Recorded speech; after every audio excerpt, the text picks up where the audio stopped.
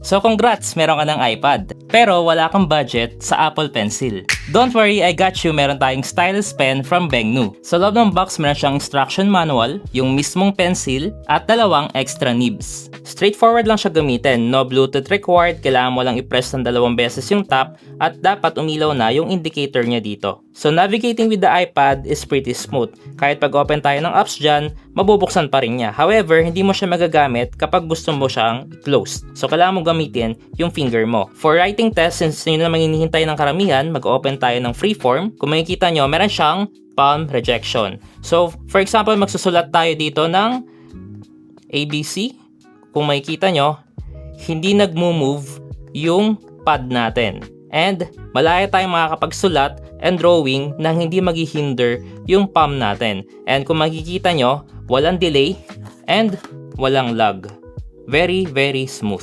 Scribble also works well with this pencil. So kapag nagsulat tayo dito ng mansanas, as you can see, dapat makonvert siya into a typed text. However, with Bengnu Stylus Pen, wala siyang pressure sensitivity. Pero, meron naman siyang tilt function. So, kapag ginilid natin yung pencil, makikita nyo, nag-iiba yung stroke. Kapag tinap naman natin ng ganyan, ninipis yung stroke.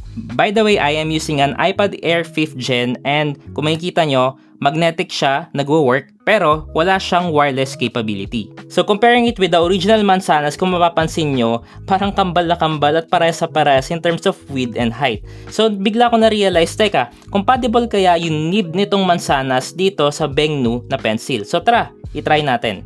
So tatanggalin natin yung sa original na mansanas and tatanggalin natin dito sa Bengnu na pencil. Yun nandito sa mansanas, ilalagay natin dito sa Bengnu. Kung mapapansin nyo, sakto, kasyang-kasya siya. Pero ang question, mag-work pa rin ba to sa iPad natin? And yes, I can confirm na working pa rin kahit na pinalitan natin yung nib ng original na galing sa mansanas. For the charging capability naman, ang sabi sa specs, aabot daw to ng almost 8 hours. So meron ka ditong 90 mAh na battery capacity at meron siyang charging time na 35 minutes na gagamitan mo ng Type-C by pricking this hole dito na malapit sa indicator.